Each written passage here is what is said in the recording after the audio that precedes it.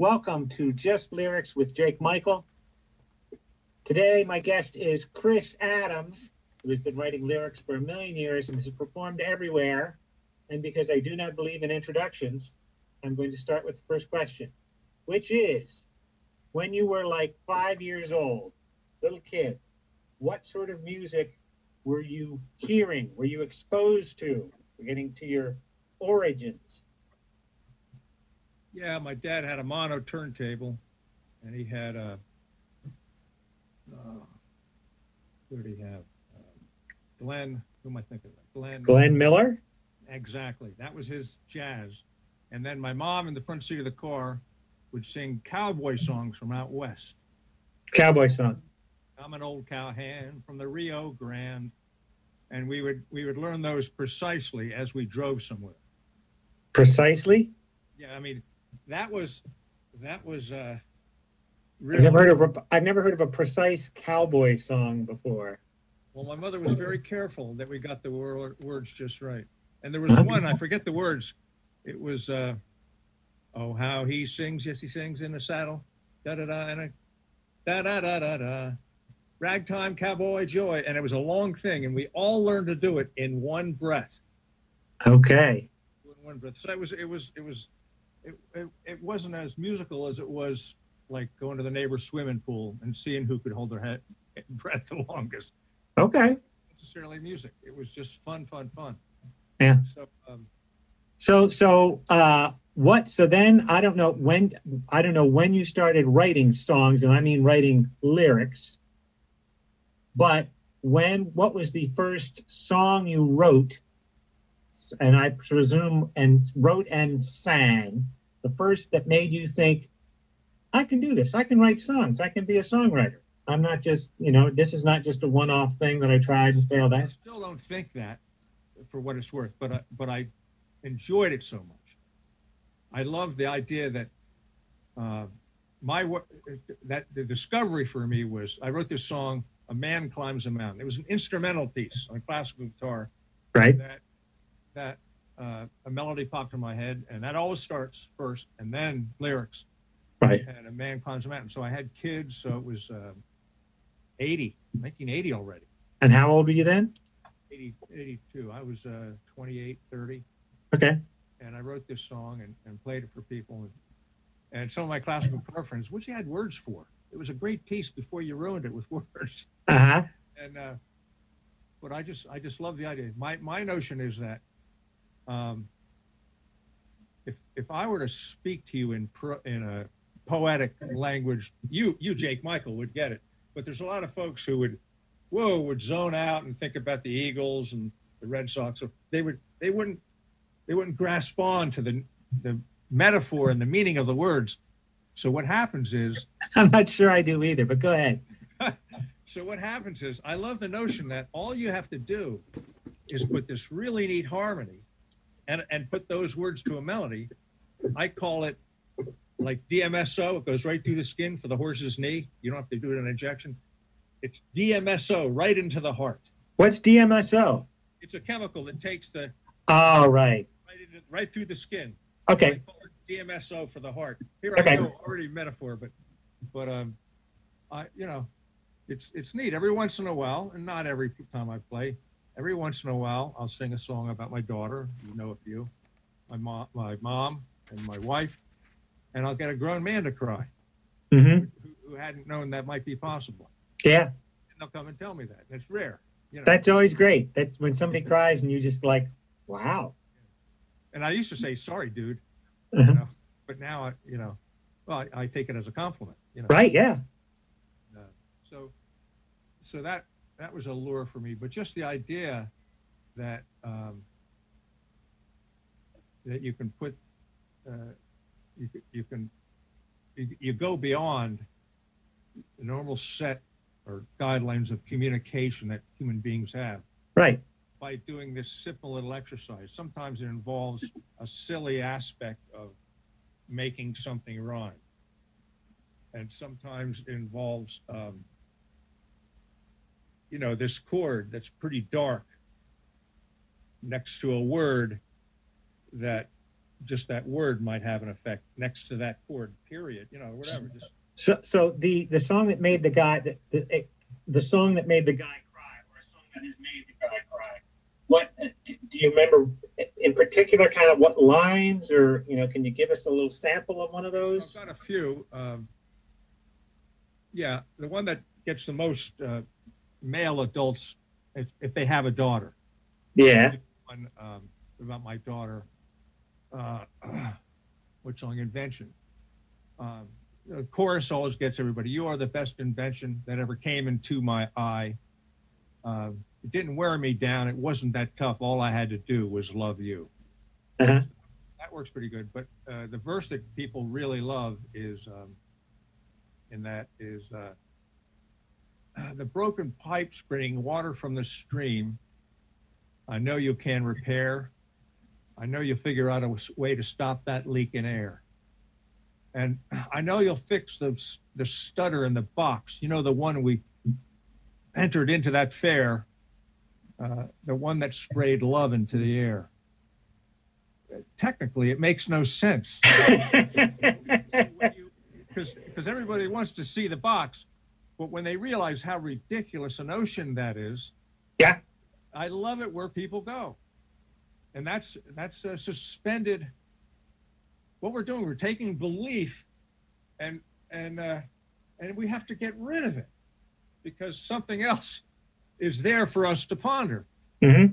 And it's sort of, without even knowing it, the way to get to the truth of something sometimes is to get rid of all the other truths that are right around us. And that lyric happens to do that quite well. In music, you can break it down a lot of ways, but there's narratives, storytelling, and then there is impressionistic. Sort of two kind of opposite ends. Could you give me an example of a song, and I think you've got quite a few of them, which have a really strong narrative, a strong storytelling aspect? See, I think you've got quite a few. Okay, well, I got the one about the guy in Iraq. Yeah. And the one about fired through the laundry hanging in the yard. That tells a story. What's that one? It's called Mortar Attack. Uh-huh. In the first few moments of a mortar attack, you duck your head and don't look back. You pray for the children in the streets below and yell to your men, it's time to go. Right. Yeah, and that one is about the guy in Iraq who fires through the laundry hanging in the yard, kills a mother, a brother, and an uncle and aunt. What about the mother and the mother and the brother who happened to survive? So it's talking about what this one individual, well-trained, our side, whatever, what he's going through. And then one of the final lyrics is trying to be sane without trying to be something without going insane. You know, Uh-huh. trying not to go insane. He's back in the States, and that tells a story from the mortar attack to the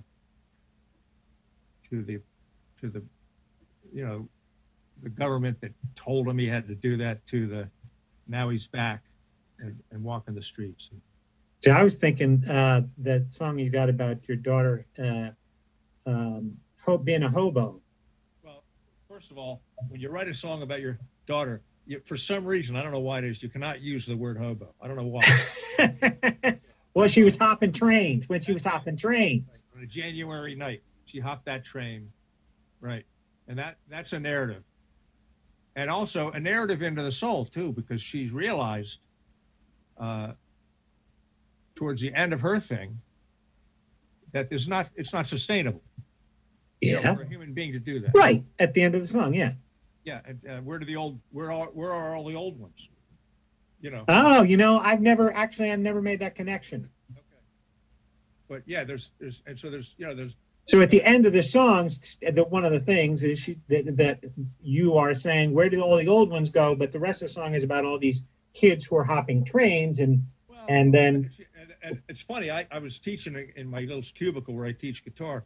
I was teaching an English teacher, and he loved my songs. He would pick them apart, and I love that. I mean, mm-hmm. and we disagree, but I'd stick with my lyrics. And he Yes, was yes, I know that experience. Go ahead. So anyway, I played him that song. Lauren was off hopping trains. Yeah. And I played him that song, and I just wrote a song. Anyway, a couple stories about this song that are profound. He said, well, it's not really a whole song. It's like you jump from A to D. You forgot it. So I went home and wrote this lyric. The one, I added a verse in the middle. And, oh, boy, I can't remember this.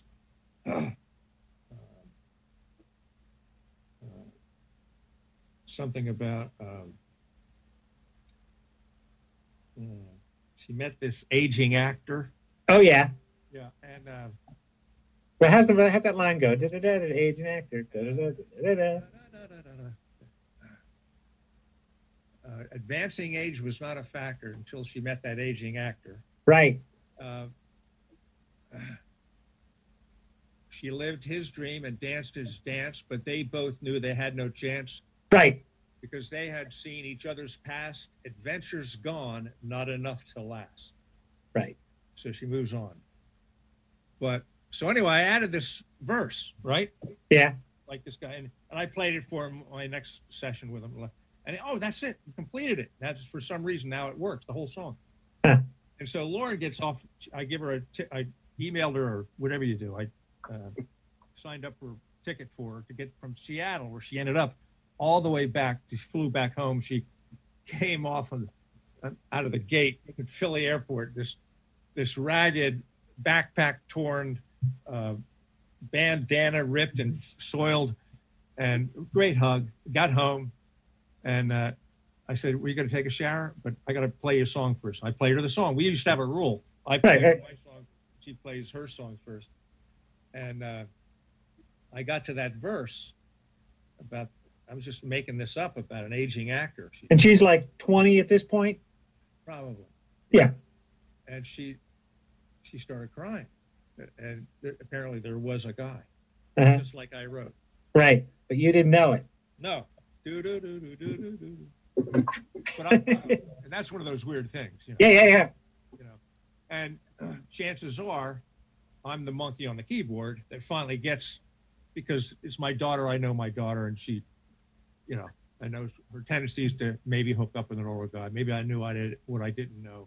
Yeah. But the chances of me writing that lyric are so much greater than you writing that lyric. Right. Yeah. So it's but it's one of those moments where you don't know what's exactly going on, but it worked. You know. So how about the other side of it? And you have songs that are like this too, where it's like, I always say Bob Dylan songs really don't mean anything, but they set this amazing imagery. They paint this picture. They're impressionistic all along the Watchtower. What is it about? Nobody knows. So what have you got that you think? I love the idea. Like today, it's a little not windy, but raining. But anytime it's really windy, there's that line, two riders were approaching and the wind began to howl. Right, yeah. I don't care what it's about. It's awesome. Right. No. So what about your music? One of your songs is one that really, it's just a series of like imagery flashes. I don't necessarily think of these terms, so I'm trying to think. I'm thinking about I thought it was. Love. Yeah, keep going. Yeah. Think that'll do it? Yeah. Actually, I was thinking of a particular line from that song.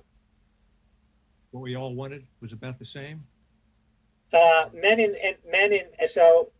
the science of love is, give like the beginning of it. When the science of love evolved today, we all changed for the better, not the bitter past. We reached the hands. I forget the lyrics for that. I always have to look it up. So it's like the science of love evolved today, that this weird thing happened almost spontaneously, where all of a sudden you talk about something about soldiers. Yeah, when our soldiers march fast for home and comfort in a daze. When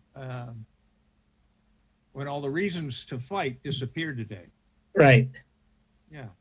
And then you have a thing about... It's almost like the boxing gloves things. What? reasons to fight disappearing. There's no basis for any intellectual being to understand that might be possible. Right. Yeah, it's a nice notion. Right. But it's almost like someone's flipped a switch. Now, there was this line you had about the old men met in cafes, something like that. Oh, at the end of at the end of this notion that we all realize about the piece, all shades released, doors unlocked, and lights turned on. Welcome the scene of friends, family, and neighbors engaged in song, praising the peace we all have made. And then it's back to part of the chorus: with no one to fear us, how could we want anything more? With no one to fear us, how could we go to war, or something like that? Yeah. Our lives have changed. We will go on doing what is right. And we won't give up this fight. You already went to the end. But anyway, there's a line in there that I remember where you say something like, old men met in diners and determined that everyone was pretty much the same. Something along the hearts of men and women revealed their secrets today. Right. There became no place for shame or hatred to remain. And fueled by the righteous air of fueled by the air of righteous burden, it was found that what we all wanted was about the same. Right. So, yeah, I don't know where the old men came from. See, I rewrote part of that thing, and maybe I put the old men, but I thought there was even in your own head, man. That's my best compliment yet. You've had a sense from what I evoked in you that old men in a diner was kind of resolving a social issue or something. Yeah. Like a campaign stop in Peterborough, New Hampshire, after the president, the nominee does a speech, or something. They all meet at the diner later. Yeah. Like, with this notion, where'd it come from? You ran with it. Okay, now your big hit. You have one or two big hits, but your big hit is, what's the song everybody always wants you to sing? Home. And that is, it's kind of a sing-along. Why do you think that song, what is it about that song that makes it something, whether it's and maybe it's a song you don't particularly like, but clearly the rest of the world does. What is it that song, what distinguishes that song from your other songs that makes it a hit? It kind of has a couple little zingers in it, like home is not a place, home is not a mailbox. No, home is not a place, home is not a name address. Home is not anywhere you can see unless you can see into my heart. And that's already a diversion from the chorus, which is sung up front. Home is where my heart is. Home is where I want to be. Home is where my heart must lie. Won't you take me there right away? Right. And people are, okay. And people sing along like Muppets, going back and forth. And at some point, I think a sing-along aspect helps. Yep. But, so the idea that home is other than a physical place is. And what's the thing you go like? It can be like a swamp, a cardboard box, something. When you're traveling far away, doesn't matter where I stay. A cot, a mattress, the dirt in the rain, it's all okay because my home is right here in my heart. So my physical doesn't matter. Yeah. Where am I? Where am I sleeping? I'm Yeah. home. And the last verse, if and I think that's a good impressionistic thing too. Cot, you sort of like this. Cot or the mud, it doesn't matter. Yeah. Yeah. The idea of a cot.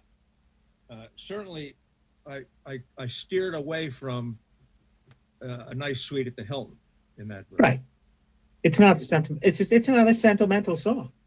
Yeah, and you could put a cot, you could put a nice suite in the Hilton, and somehow still make the argument it's home, which your heart really is. And this is not, I'm sure this is not your intention, but when you do that line, even though you're talking about not being home, the image I have in my head is like these Syrians who are in a tent somewhere and have then taken a piece of wood to, they're in a refugee camp, and that's like where they've been living for the last couple of years, and that's like, or some shanty town in Haiti where it's like, but they're home. But you're saying it's not home, but yet the image in my mind is like, okay, yeah, home is where you got a gathering of people, and it can be, and that's not your intent.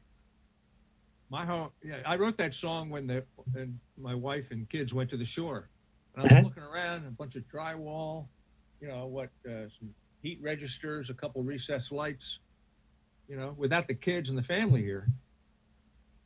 It's just construction material. Is there any musician like who everybody thinks is great and you just don't think is all that great? Or a genre that you just like? I'm gonna get murdered for this. This is what I want to hear. This is, and I'll word it carefully. I always thought that Jerry Garcia could have become much more of a guitar player than he did. He had he had great chops, ability to, his understanding of a major scale was profound.